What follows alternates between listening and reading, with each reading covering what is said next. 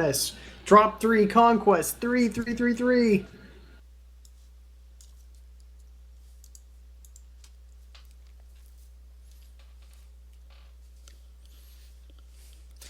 Please, J-Man, bring Lerms. Come on, make it Come interesting for on, us. J-Man! Come on, baby. Well, I already see a couple of dire whales. Sure enough, 228th is going to take Island side, so I think they're going to try a repeat of that first drop and hope that they can outtrade QQ like the first time.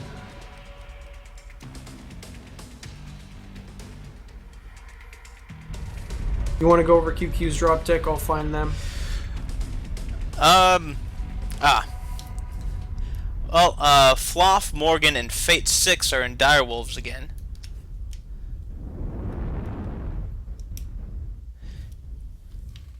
Nuber Sure enough, Blade. full trade.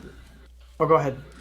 We've got 3 fire starters, Nuber, Blade Sprint, and Marshall X. I'm seeing a Stormcrow from Redline. I don't think we saw that in an earlier drop deck. But a couple of Timberwolves and J-Man 5 and his AC-20 Hunchback. Yeah, and Soviet also in his Hunchback. Those are the two best Hunchback pilots in the game, in my opinion. I've never seen two people pull off as many amazing shots. But from 228, it's a complete repeat of the first round. Exact same drop deck, exact same strategy, going for the early Theta Cap again. They're going to do the same damn thing, and this time they've got the Wolverines for the full trading power that they didn't have in that first game. So we're going to see how this works, because QQ going all the way around. So kind of a mix of the first and second games. And it looks like 228th has the exact same drop deck that they had last time. The Conquest match, that is. 3 Direwolves. I'm seeing, what, 3 Hellbringers, 3 Wolverines. And 3 Firestarters. And 228th has already taken Epsilon in the middle.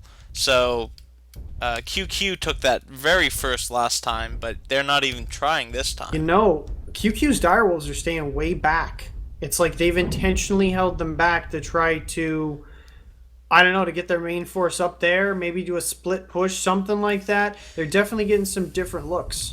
QQ is swinging around like they did in the second match to take Theta, but it'll be hard to take with all the firing lines 228th has on him right now. They're going out for it, and Quicksilver's way out in front. I think that he's going to get focused really soon. This push does not look nearly as coordinated as it did the first time. I don't know when these Direwolves are going to get here, but they're a little late to the party. The timing on this is not going to work out well for QQ.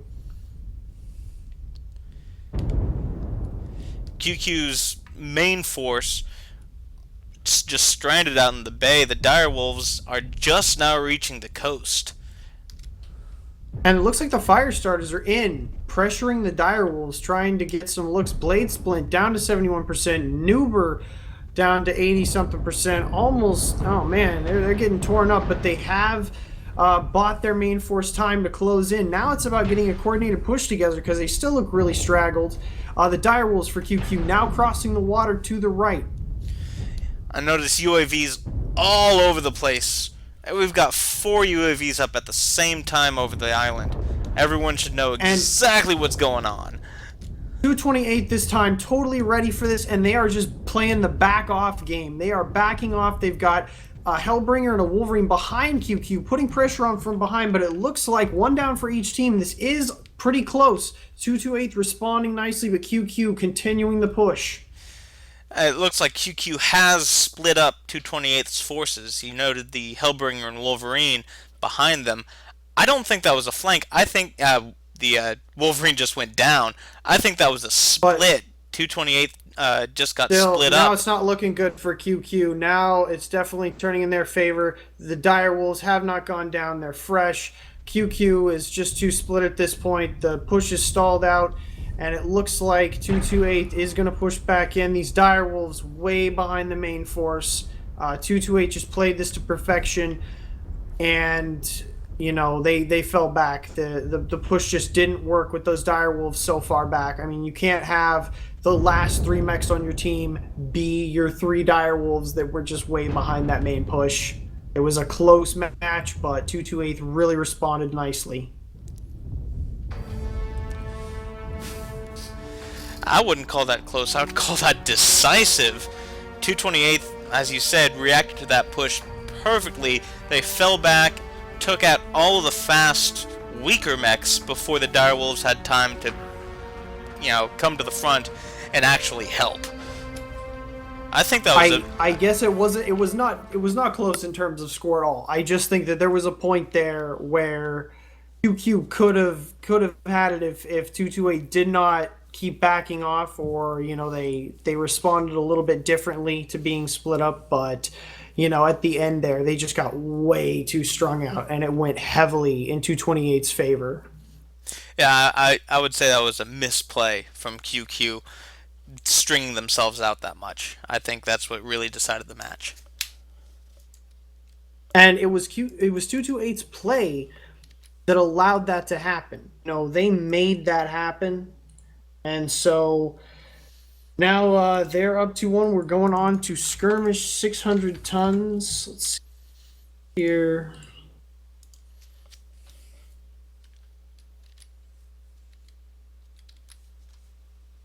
There we go. But yeah, it was just they just kept backing off, which is what they needed to do and get them really strung out, because those dire wolves they got in initially a little bit too late, and they just kept getting further behind the more that push kept going.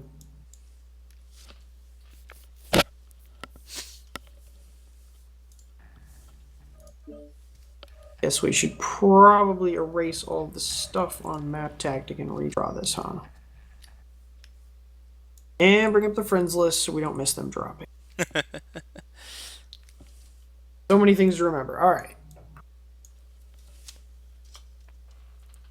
So 228th again setting up with their nice little sort of split island epsilon setup. A little bit shifted though, because QQ was coming from up here rather than from down here. Although their direwolves did go down through here. Their direwolves did go down through the center of Bravo too. And this was sort of the problem. Hang on, let me grab this little segment here. Because when QQ started pushing out, they had one guy way out in front.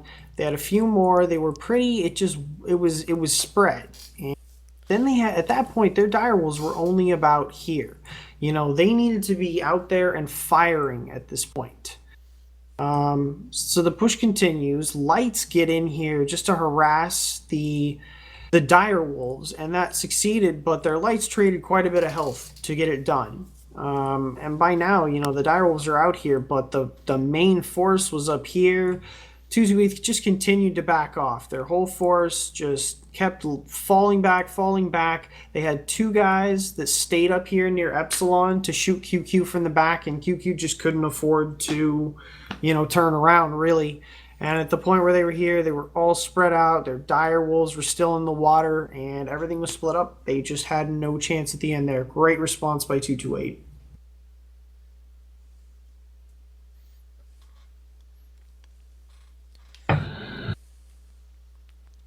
And for the record, I don't see a penis on this map. Oh, never mind.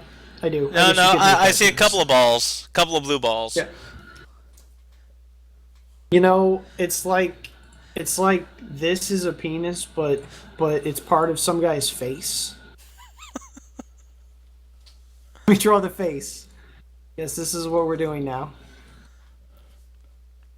Right? Like, that's his face, and he's got like a beard or something that radiates. I don't know. Or it's one of those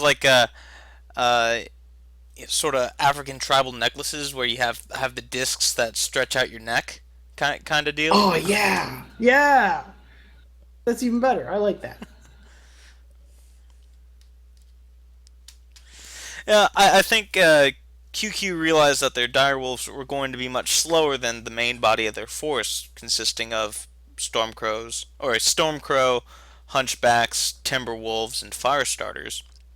So that's why they split off into B2. But I'm thinking that they might have been even more effective if they had gone through that B3, B4 pass is straight on to Epsilon. They would have reached the fighting stage much more quickly than going up around B2. It's sort of, well, how much do we split off these slow mechs is the question, and whatever answer QQ had, I don't think it was the correct one. No, I think that if they were gonna do the push like they did, like that really aggressive push again, they needed to take, um, Faster honestly, assaults, yeah, like like maybe I mean, Victors.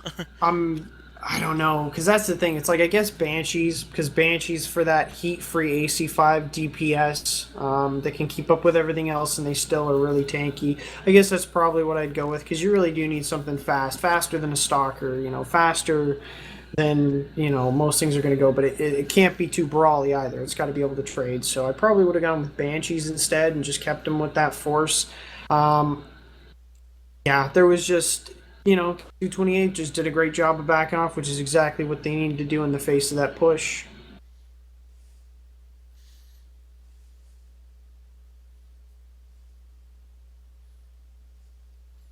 Still, though, a good effort by QQ. I think that, aside from a little timing issue with those direwolves, I mean, it was another admirable push.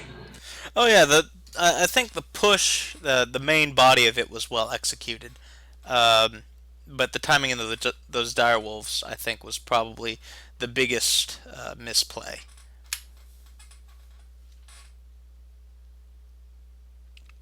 And still no LRMs. I really am sad about that.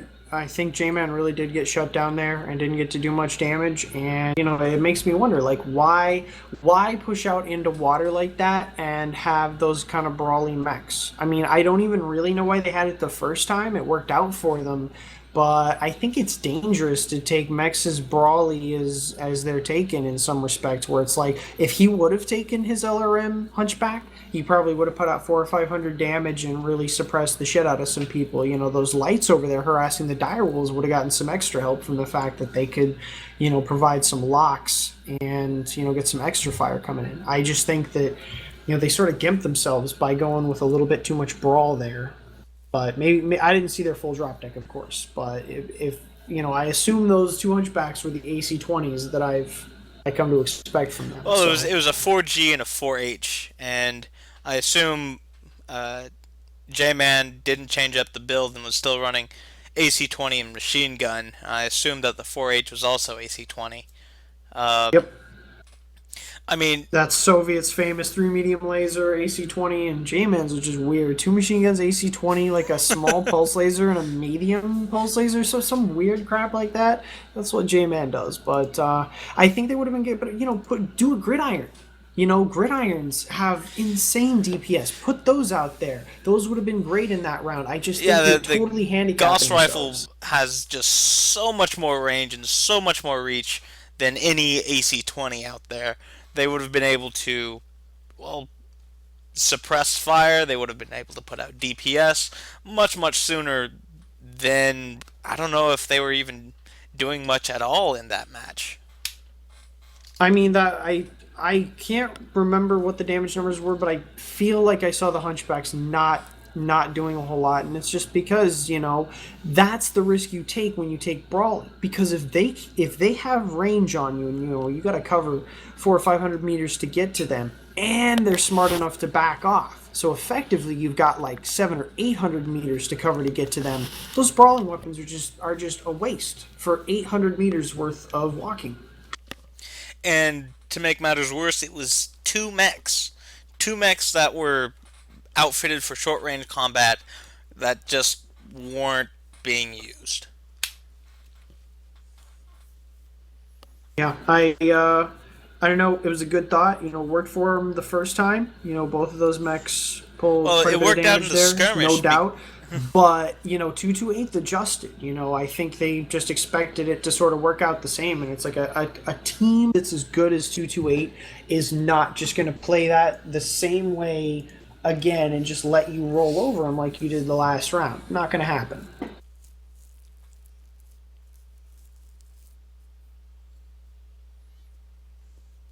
I mean, the rounds with Imperial were all complete nail biters. At every one of those 3 rounds, I thought 228 had it at some point. They were all that close, and every time, EMP just stole it away by a hair.